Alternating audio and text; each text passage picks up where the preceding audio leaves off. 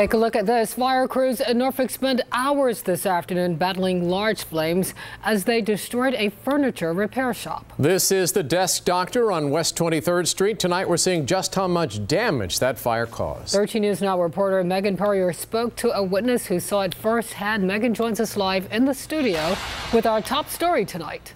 David, Regina, the fire destroyed a lot today, but firefighters say luckily it wasn't as bad as it could have been. Clouds roll by and commuters make their way, but in the heart of Norfolk, black smoke unfurls and takes over the air. Stepping outside of my work and I saw the billowing smoke. Jamie Sums works just a block away from where the flames broke out. So I just stepped over thinking it was my buddy Bo's makerspace. It wasn't. The smoke was coming from a group of warehouses all connected on West 23rd Street. As I got closer, we realized it was just the corner here at the desk shop. As smoke funneled out of the building, Sums wondered if anyone was inside. The crew that was outside said that they were working inside when the fire began. Those 4 workers said everyone escaped, but the fire was still spreading. I mean, I think the response rate was in less than 4 minutes when the alarm started going off. Crews battled the fire, but at one point, the flames got too intense, so they had to leave. The fire was growing bigger, and at a certain point, you have to say that it's compromising the building. Fire Battalion Chief Harry Worley says all firefighters were pulled out. And we want to pull the firefighters out to keep them safe, and then we can knock it down from the outside. Crews eventually beat the flames. The desk shop was condemned, but tonight, everyone's alive, and that's what Sums says is most important. You know, it's unfortunate these things happen, but everybody was out. The fire department was here very quickly. Everyone was safe. Tonight, the fire department is still investigating the cause of that fire. We'll update you when we learn more. Live in the studio, I'm Megan Purrier, 13 News Now.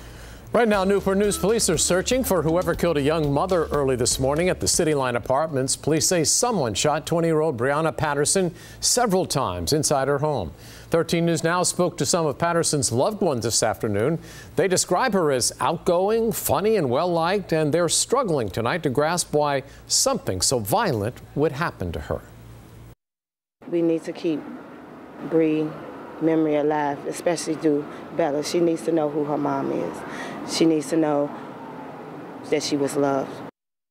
Police spent hours at the scene this morning gathering evidence, trying to piece this all together. They tell us they don't have any information about the suspect, but if you know anything that could help, call the crime line. That number is 1-888-LOCK-YOU-UP.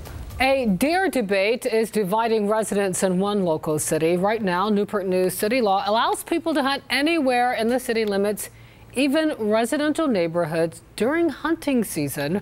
Recently, the city joined the state's urban archery season, which extends that season. But tonight, leaders decided to pump the brakes. 13 News Now reporter Robert Boyd explains why, and a story you'll see only on 13 News Now. Well, Regina, this issue has come under great debate in one specific neighborhood where some residents are trying to determine whether or not they should be hunting deer or whether they shouldn't be hunting deer. In my own backyard, I started counting them jumping over my fence about 2 years ago, and I stopped counting at 17. Martha Miller is talking about deer.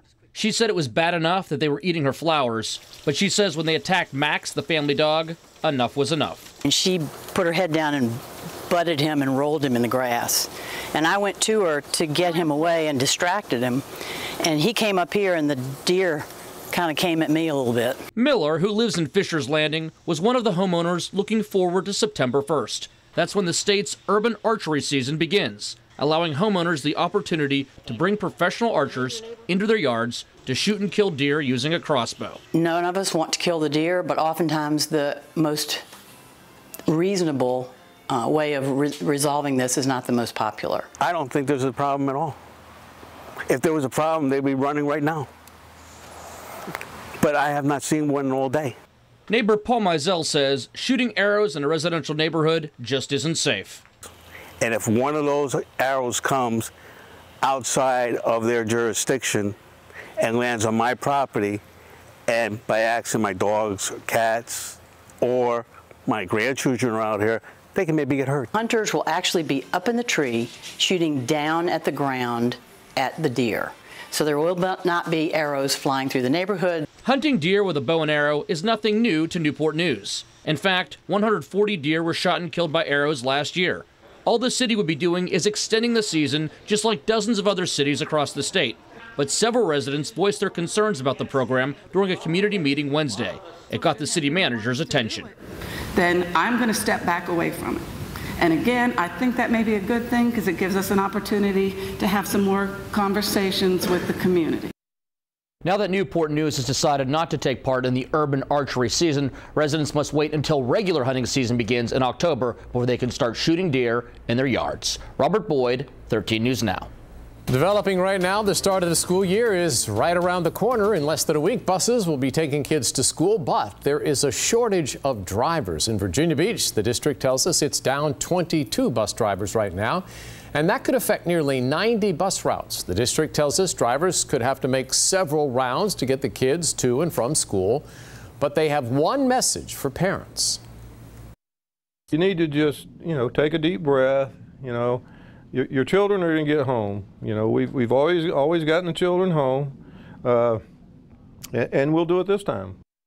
And we found out today the problem isn't just in Virginia Beach. School leaders in Portsmouth and Chesapeake say they are also down several bus drivers. An update tonight to a major road project in Virginia Beach. Drivers will soon be able to use both spans of the Lesnar Bridge.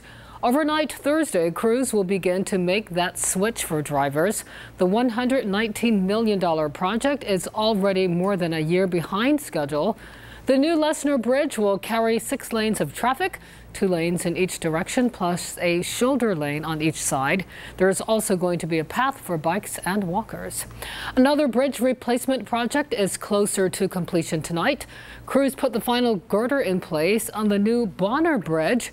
That was the last piece to connect both sides of the new span across the Oregon Inlet in Dare County. This bridge will replace the outdated 55-year-old roadway. The new crossing is set to open late this year.